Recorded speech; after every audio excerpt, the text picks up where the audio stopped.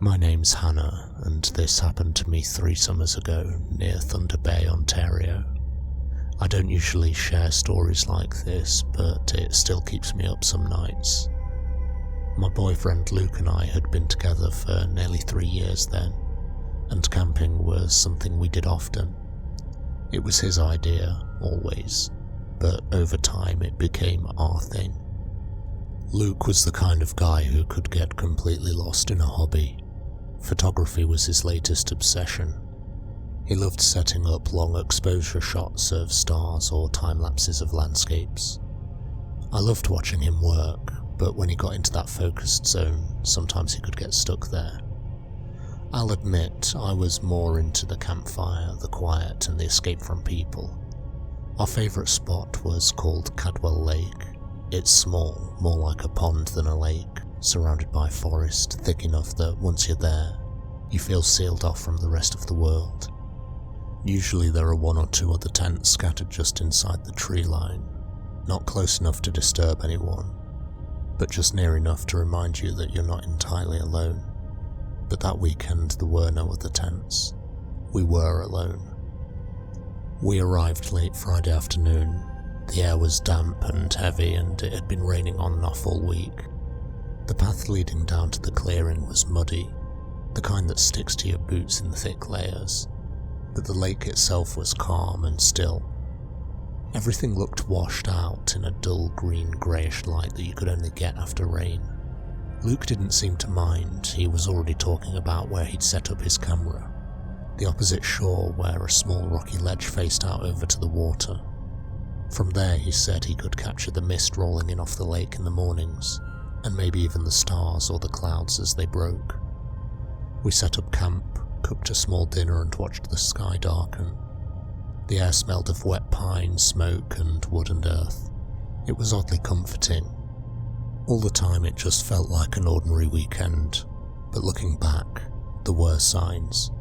Saturday morning came with low clouds and a soft drizzle. Luke checked on his camera and came back to say that everything was fine. So we spent the rest of the day relaxing with each other. By late afternoon it got darker. The rain had eased into a faint mist and we sat by the tent eating soup from mugs. I remember being mid-sentence when something crashed in the trees behind us.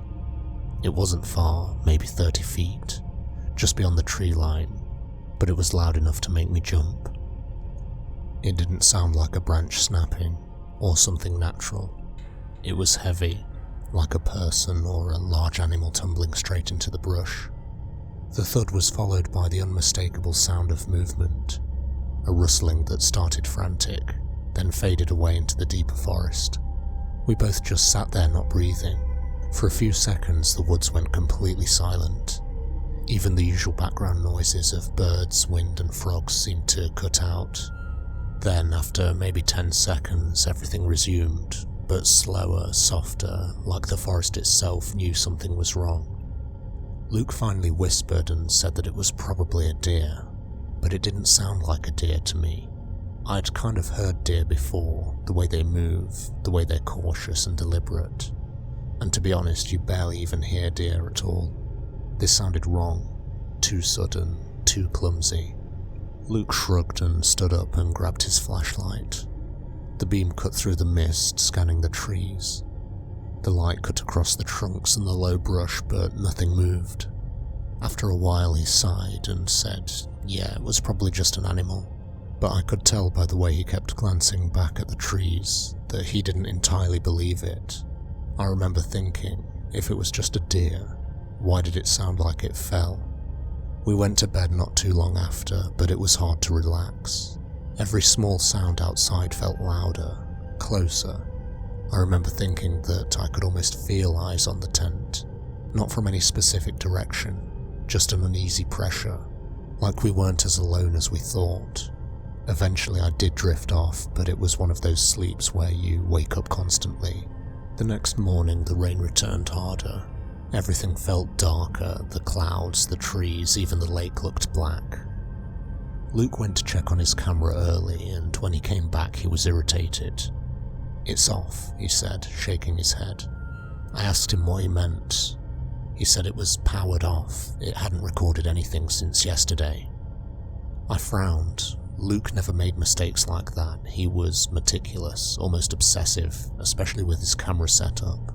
He tried to play it off like it was his own fault, muttering under his breath about how stupid he'd been. But I could see that it bothered him. By late morning, the rain had turned into a steady downpour. The firewood was soaked and the tent edges were leaking, and it felt pointless staying any longer. Luke was clearly frustrated, and he finally suggested that we should just go home. He'd lost the mood to stay, and we could always come again next week. I agreed. I felt unsettled from a poor night's sleep and didn't want to stay either. Luke said he'd go and get the camera. I started breaking down camp while he disappeared around the lake. For a while everything was still normal, the hiss of rain, the sound of tarp folding, the occasional splash of water on canvas. But after about 20 minutes, I realised Luke still hadn't come back. At first I wasn't worried. He does like to take his time, but as the minutes stretched on, I started glancing up more often towards the far side of the lake.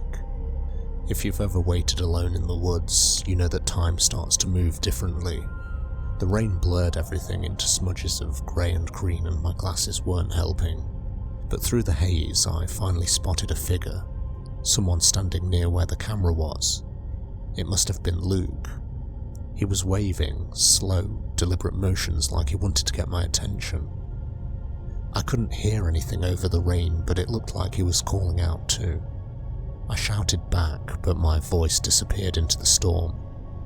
For a few seconds he just stood there and then started stepping slowly backwards towards the trees, but he was still waving. I felt a flicker of irritation. Why was he waving me over, I thought? Why doesn't he just come back? At first I thought the rain was just messing with my eyes. I wish it had been. He kept backing into the trees, moving further away. I shouted again, louder this time. "Luke, where are you going?" But there was no reaction. I stared at him for another moment, torn between confusion and frustration, before finally deciding to just go and see what he wanted. I pulled up my hood, wiped my glasses, tucked my bag under my arm and started walking. But every step I took, he took one backwards. It was like he wanted me just far enough away.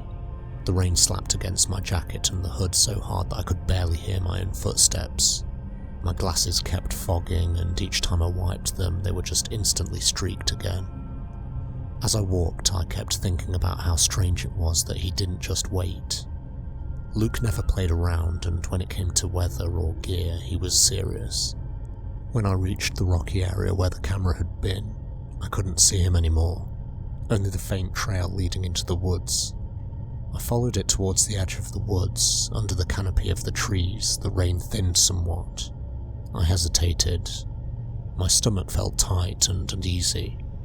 I shouted again, but nothing, just the pounding of rain on the leaves. And that's when I saw him again. Deeper in now, maybe 100 meters ahead, just inside the tree line, standing still, facing me. I stopped. He didn't move. Something was wrong. Even through the rain I could tell.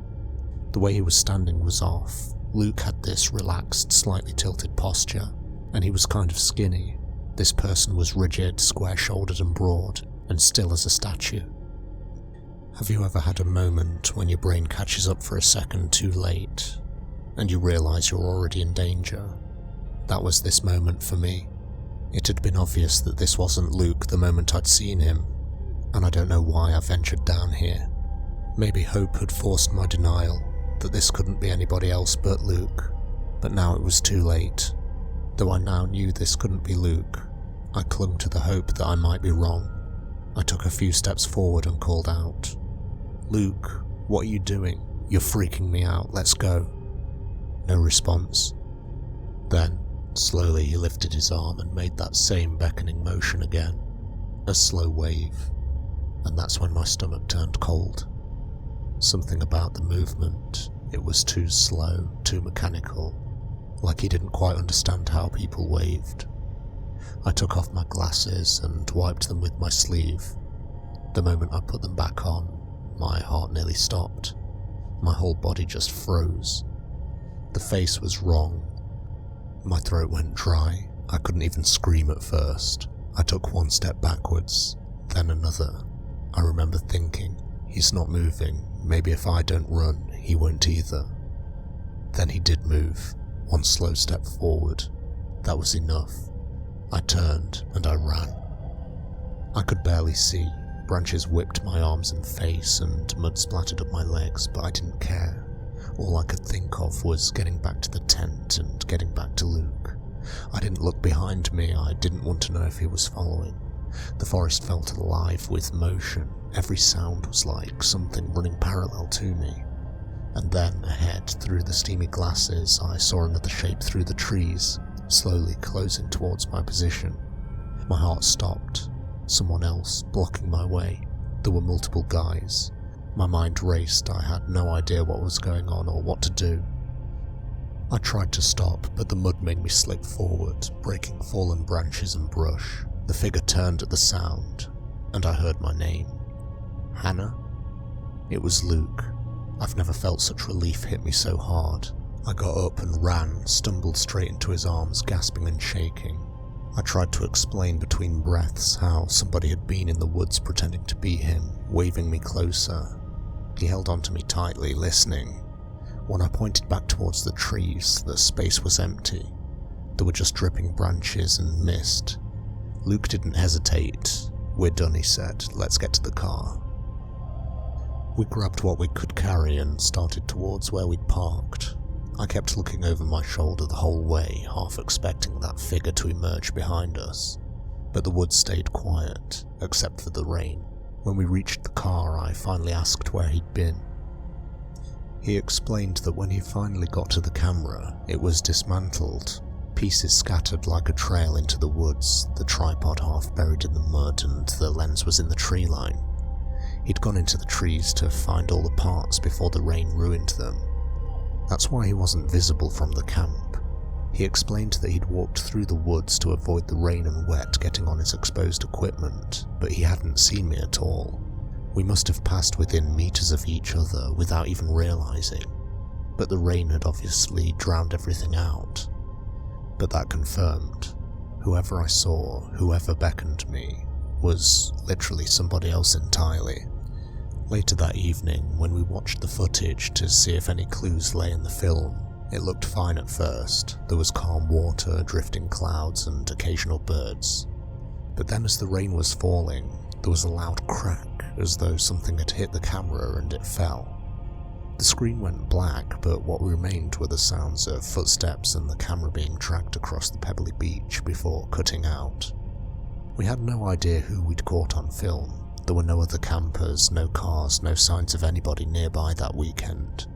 We were sure it was just us. I've never gone back to Caldwell Lake again. Sometimes when I think about that weekend, what haunts me the most isn't the moment I realised the man in the trees wasn't Luke. It's what came before. How easily I believed the man was him. Mostly I just feel disappointed in myself for being so gullible. I put myself in some real danger, and hopefully this lesson will stick with me and I'll never do anything like this again.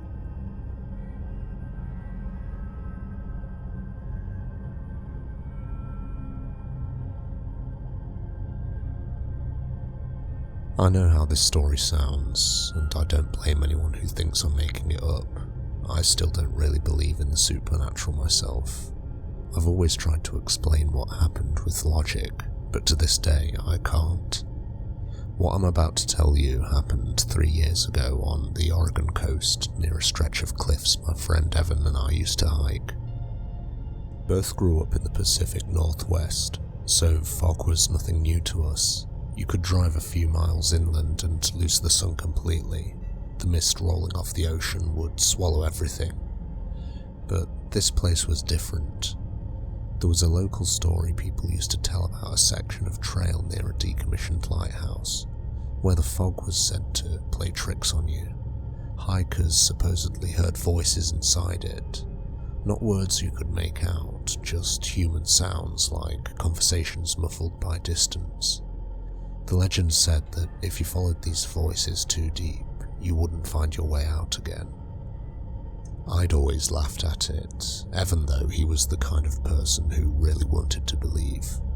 He told me that the fog there was thick enough to lose your bearings even a few yards off the trail. When he suggested we go and see it for ourselves, I thought it'd be a fun weekend hike, a bit of a creepy local folklore to chase. We left early on a Saturday morning in late October. The air was cold and damp, the kind of coastal chill that seeps through your clothes no matter how many layers you wear. We parked at the main car park, grabbed our packs and started up the coastal trail. As we left, a man working there warned us that the path to the old lighthouse was closed past a certain point. He said the cliffs were unstable and the fog made it dangerous. He told us that if we ever heard anything strange, we should keep walking and don't stop to listen. I remember Evan laughing, saying that we'd be fine, but the man didn't laugh back. For the first few miles it was beautiful. It was open coast, but around mid-afternoon I noticed the air shifting. The breeze went still and the sound of the ocean seemed to fade away. Then the fog started to roll in, fast. It came creeping along the ground, curling around the bushes until it felt like we were walking through smoke. Within minutes we could barely see more than 10 feet ahead. Evan said he thought it looked incredible, like something out of a movie. I told him it made me feel uneasy, the way the light dimmed and how sound carried in strange ways. And that was the first time I actually noticed it. The sound of voices. Not loud, not clear, just faint, blended sounds, as if a group of people were talking far off in the fog. Sometimes they sounded close, sometimes distant, but always somewhere just out of view. I told Evan I thought it might be the wind catching in the cliffs. He said it was probably other hikers, but we hadn't seen anyone for hours. I guess our rational minds were trying to comfort us. We kept walking, following what we thought was the trail. Every few minutes, Evan checked his GPS, but it kept cutting out. The compass app spun aimlessly, and that's when we saw the first red tape, a marker tied to a branch. It looked old, sun-bleached and frayed, but there were more of them leading deeper into the fog. Evan thought they might mark the way to the lighthouse, maybe used by maintenance crews or researchers. I told him it didn't feel right to follow something unmarked on the map, but Evan said it would make for a great story if we found the lighthouse, so I reluctantly went along. The ground became uneven and damp, and the smell of sea got stronger, mixed with something sour, like rotting plants. The fog thickened until we could hardly see our own feet, then I started noticing things. A single boot print in the mud, a torn piece of blue tarp snagged on a branch, and a rusted metal flask lying near a rock. Evan picked it up and said it must have been left by campers, but it looked so worn and tattered it must have been there for years. We eventually reached what felt like a clearing, though the fog made it impossible to tell how large it was. There was a faint outline of something ahead, a shape that rose higher than the trees. It was the lighthouse. The place was in worse shape than I expected. The tower leaned slightly and the paintwork was peeling and brickwork showing through in patches. The metal railing at the top had rusted through in places and the windows were dark. The door was chained shut, but somebody had clearly been there recently. There were footprints in the damp soil and a few discarded food wrappers nearby. Evan wanted to look inside, and before I could stop him, he'd climbed through a broken window and disappeared into the gloom. I stayed outside, uneasy, scanning the fog for any sign of movement. It was deathly quiet now. There was no wind, no sound of waves, just thick, unnatural silence. After a few minutes, I called to him, but got no answer. I called again, louder, but nothing. I climbed halfway through the window and shone my flashlight inside. The beam lit up a spiral staircase and part of a wall covered in writing. Hundreds of names scrawled in black soot. I called out again, but still nothing. That was when I heard movement behind me, soft footsteps in the fog. I turned, expecting to see Evan coming around the corner, but no one was there, just fog and the faint sound of those distant voices again. overlapping like wind-blown echoes. I stepped away from the window and started walking along the lighthouse wall, calling for him. The fog was so thick I could barely see the tower itself, and that's when I thought I saw him, a figure maybe 20 yards ahead, half obscured by mist. He was standing still, facing away from me. I called his name once, then again. The figure didn't move. I started walking towards him, my heart beating faster with each step. The closer I got, the more the shape seemed to waver, like it wasn't solid. I told myself it had to be Evan. Maybe he'd gotten turned around in the fog. But the outline never became clearer. No matter how close I got, it stayed just as faint, as though the fog itself was holding it there. Then I stopped. Something in me knew it wasn't him. The posture was wrong, too rigid, too still. And that's when I heard Evan calling my name from behind. I spun around and saw him emerging from the opposite side of the lighthouse, flashlight in hand, his face pale and startled. When I looked back, the figure was gone. Evan said he'd gone round the lighthouse and thought he'd seen people, dark shapes moving in the mist. He told me he'd tried to call out, but no one ever answered. They just kept shifting between the trees like they were circling. I told him that we needed to leave immediately, and he didn't argue this time. We both knew we had to get out of here. We turned back the way we thought we'd come, but it wasn't as straightforward. Every path looked identical, the same dead grass, the same slick rocks. The fog muted everything, even the crunch of our footsteps. Every so often we'd hear something faint behind us, a twig snapping, the sound of movement that stopped when we stopped. It was just too eerie. We started walking slower, quieter. My heart was pounding the entire time. Once, we crouched behind a fallen log because we were both sure we saw somebody passing just a few feet away. I'll never forget that silhouette, a person standing motionless in the fog, head slightly tilted as if listening. Then they moved on and disappeared into the mist. For the next hour we moved cautiously, pausing whenever we heard something, ducking low when the fog seemed too thick around us. It was like playing a game of cat and mouse, except we had no idea who or what the cat was. At one point, Evan whispered that he thought he saw lights moving behind us in the trees, faint glimmers like lanterns. I didn't see them, but I didn't argue. I just wanted to get out. We finally caught sight of a familiar shape, the red trail marker, then mercifully a break in the fog where we could see the faint outline of a path. When we stepped onto it, the change was immediate. The air felt lighter, the sound of the ocean returned, and the fog behind us seemed to hang in place like a solid wall. When we got back to the car park, the main office was empty. There was a note on the door saying the employee had gone home early. We didn't report anything. I think both of us just wanted to forget what happened. A week later, I went back to the same car park with some friends. The man I'd seen before was there again. I told him we'd made it to the lighthouse and that the fog had gotten bad. He stared at me for a while and said that that wasn't possible. The lighthouse had been destroyed years ago.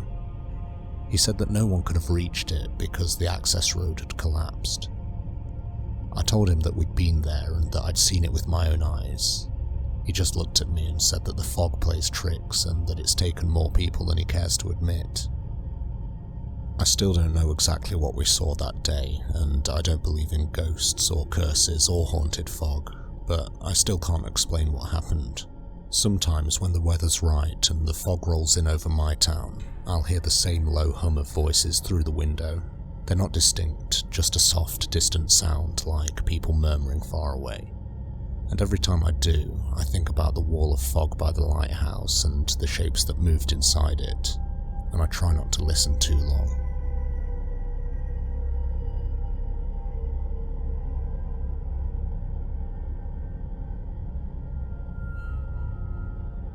I've spent enough time in the woods to know that most creepy experiences have logical explanations, but what happened to me and my two friends Kyle and Derek on a hiking trip last autumn still doesn't sit right with me. I've tried to rationalize it, I've tried to explain it away, but there are parts that just don't add up, no matter how hard I try. Kyle, Derek and I have been hiking together for years. We usually stick to the mapped routes in state parks, nothing too adventurous, just weekend trips. We're all in our early 30s, so these trips are our way of unplugging and getting some fresh air. Last October, we decided to do a 2-night camping trip in one of the national forests up in Washington state. It was early autumn and we'd picked a remote campsite about 3 hours from the nearest ranger station. It was where you don't see other hikers, and the only sounds at night are the wind through the pines and maybe a few animals if you're lucky. The first day we set up camp, cooked our food over the fire and sat around talking and joking like we always do. Kyle brought his guitar and played some old folk songs while Derek and I drank beer. It was exactly the kind of weekend we'd been looking forward to. The next morning we had a route planned that would take us along a ridgeline with some great views, then loop back to the campsite by late afternoon. The trail was well marked and we'd downloaded offline maps just in case. Everything was going smoothly for the first couple of hours. It was around mid-morning when Derek spotted the first ribbon. We were walking single file along the trail when he stopped and suddenly pointed to a pine tree just off to our right. There was a ribbon tied around one of the branches about eye level. It looked faded but not old, like it had been there for a few months maybe. Kyle walked over for a closer look, and that's when we noticed another one about 50 feet ahead, tied to another tree at the same height, then another one beyond that. They were deliberately placed, evenly spaced, and all at exactly the same height. The ribbons formed a clear path that veered off the main trail that we were following. I reasoned that it had to be some kind of ranger marking or maybe an old forestry survey line. Kyle had a different theory. He got this excited look on his face and said that maybe it led to an old logging camp somewhere or something interesting that wasn't on the tourist maps. Derek laughed and said it was probably just a marking of a property line. But Kyle was already walking towards the second ribbon, calling back that we should follow him just to see where it went. I hesitated. Following unmarked paths into the woods is exactly how people get lost. I said as much, but Derek was already agreeing with Kyle and saying we could easily just follow the ribbons back out. Reluctantly I agreed, mostly because I didn't want to be that guy. So we started following the ribbon trail, taking pictures of landmarks as we went, occasionally checking our GPS coordinates. They say that curiosity is what gets you in trouble. It was like breadcrumbs through the trees, except we never stopped to seriously ask who left them. The red ribbons seemed harmless at first. They led us through some beautiful sections of the forest that we would never have otherwise found. But we had no idea they were actually leading us to something we were never supposed to find. The other two joked about where it led. Kyle insisted it'll be something cool. Derek kept making jokes about us following a serial killer's trail. I just focused on making sure we could find our way back. But as we walked, I began to feel different. We'd been following these ribbons for over an hour and they just kept on going, leading us deeper and deeper into the woods. The forest was getting denser, the canopy thicker overhead. The light took on this dim greenish quality that made it hard to judge what time it was. What really started to bother me though was the silence. When we'd started out that morning, the woods had been so full of sound, but here, following these ribbons, it was eerily quiet. I couldn't hear any birds or animals or any wind. It was just our footsteps on the forest floor and our breathing. Kyle noticed it too. He stopped making jokes and Derek quit checking his phone every few minutes. This is when we should have just headed back. Instead we just walked, following red ribbon after red ribbon as they led up a shallow slope. I mentioned to the others that the ribbons looked oddly fresh for something that was supposedly marking an old route. The fabric was bright against the deep green of the forest, not sun-bleached or tattered like we'd expect. Derek said maybe somebody had remarked an old trail recently, but his voice didn't sound convinced. We'd been walking for close to 3 hours when the ribbons finally led us to a clearing. It wasn't a large space, maybe 30 feet across, surrounded by dense woods on all sides. And right in the centre was a large tree with the final red ribbon tied to one of its lower branches. And that's where the trail ended. Underneath the tree we found what looked like an old campsite, but not the kind that you'd want to stay at. There was a makeshift fire pit that had been half buried, Just a circle of blackened rocks with old ash spilling out. A few rusted old metal camping tins were scattered all around, the kind that are so old the labels had completely worn off.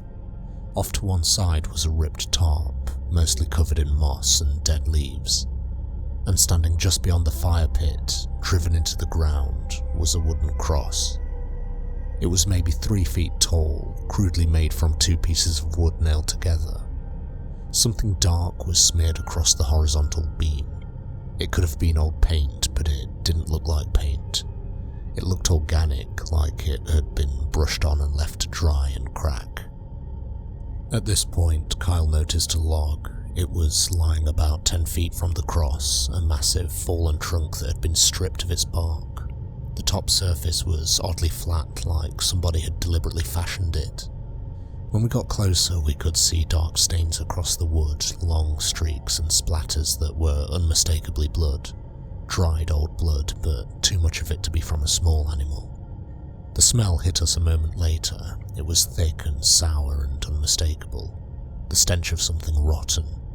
Not like roadkill or a dead animal you might stumble across while hiking. This was heavier, deeper, the kind of smell that gets into your throat and makes you want to gag. The smell was coming from the area with the cross. Derek covered his mouth and took a deep step back, his eyes watering. Kyle tried to suggest it might be a hunter's dressing spot, somewhere where people field dress deer or elk. But even as he said it, I could hear the uncertainty in his voice. This didn't look like any hunting site I'd ever seen. Hunters don't put up crosses, they don't leave bloodstained logs in the middle of clearings with makeshift campsites around them. Derek said we needed to leave right then. His voice had gone flat and serious in a way that I'd never heard before. I didn't argue, neither did Kyle. We all just wanted to get away from that place as fast as possible. We turned around and started retracing our steps, moving quickly back the way we'd come. We just focused on getting back to the main trail. That's when we noticed something wrong. The first few trees where we were sure we'd seen the ribbons on our way in were now bare. No red fabric, no sign that anything had even been tied there. We kept walking, checking tree after tree, but every single fabric ribbon was gone. All of them. The entire trail we'd followed for 3 hours had been completely unmarked. And that's when we realized somebody must know we were here. Kyle pulled out his phone to check his GPS coordinates, but the map marker kept moving. Derek tried his phone too, with the same result. We knew roughly which direction we'd come from, but the woods all looked the same now. Kyle insisted that we could backtrack by memory, using the terrain as our guide. We'd gone down into a valley, so if we just kept heading uphill, we'd eventually hit a ridgeline, where the main trail was. It made sense logically, but everything looked identical, and the silence now was oppressive. We walked for what felt like hours. I remember nobody was joking anymore. Derek kept checking over his shoulder like he expected something to be following us. I had the same feeling, but I didn't want to admit it out loud. Eventually we started descending into another shallow valley. The trees thinned out slightly and we could see further ahead. And that's when Derek grabbed my arm and pointed. There was somebody walking towards us, a lone figure maybe 200 yards ahead, moving steadily in our direction, along what looked like the same path we were on. Imagine seeing a man deep in the woods where no one should be, and realizing he's walking straight for you after what you've just seen. We all stopped at the same time. He was middle-aged from what I could tell at that distance, wearing an old khaki jacket and a dark cap. He wasn't carrying any backpack or a walking stick or any of the gear you'd expect a hiker to have. He was just walking, head down, moving towards us with a steady pace. Kyle whispered that we should just act normal. People hike these woods all the time. There was no reason to assume this guy had anything to do with what we'd found in that clearing. But my gut was telling me something different. What are the odds of running into somebody out here, miles away from any marked trail, in the section of forest where we hadn't seen another person in 2 days? Derek muttered that something about the man wasn't right. He wasn't looking around, he wasn't pausing to check his footing. He was just locked forward, walking with mechanical determination straight towards us. The path ahead was narrow, hemmed by thick brush on both sides. we couldn't avoid him without climbing off into the woods, so we kept walking forward, closing the distance between us with each step. My heart was pounding and I could feel Derek tense behind me. We were sure something bad was about to happen. As we got closer, I could make out more details. The man's jacket was old and stained, his cap was pulled low over his face, and his hands hung loosely at his sides, and he didn't seem to be paying any attention to where he was going. It was like he'd walked this route many times and he didn't need to look. When we were maybe 20 feet apart, I cleared my throat and said hello, trying to sound friendly and casual. The man didn't respond, he didn't look up, he didn't slow down, he didn't acknowledge us in any way. He just kept walking at the same steady pace. We stepped to the side to let him pass, and he brushed close by enough that I could smell damp earth and wood smoke on his jacket. His face was weathered and blank, and his eyes focused on something far ahead. For just a second as he passed, I thought I saw something, maybe an expression, but there was nothing. Then he was past us, continuing down the trail without a backward glance. We stood there frozen, listening to his footsteps fade behind us. Derek kept turning around, convinced the man would stop or turn back or follow us, but he didn't. He just kept walking into the distance until he finally disappeared. None of us spoke for a long time. We just stood there in that narrow valley listening to the silence closing around us again. Even though the guy had passed, we had the distinct feeling that we were still being watched. It felt like there were eyes in the trees following our every move. We started walking again, faster now. None of us wanted to look back or think about where the man had come from or where he was going. It took us another 2 hours, but we finally found our way back to the main trail. I've never been so relieved to see an official trail in my life. We practically ran the last mile back to our campsite. That night we barely spoke. We packed up our gear in silence and decided to leave first thing in the morning instead of staying a second night like we'd planned. None of us wanted to spend another night in those woods. A few days later I contacted the park authority, just asking if there were any known memorial sites or grave markers in the area we'd been hiking. The park worker asked me to describe what I'd seen, and I mentioned the ribbons and what we'd found. There was a pause on the other end of the line. Finally, he said that the ribbons wouldn't be part of any official Forest Service marking system. He said that red markers were sometimes used by private individuals for personal reasons, and that if we'd seen them we shouldn't have followed them. When I pressed him about what kind of personal reasons, he got quiet again and just said that some people mark trails for their own use, and it's best to stay on designated routes. I haven't been back to the forest since.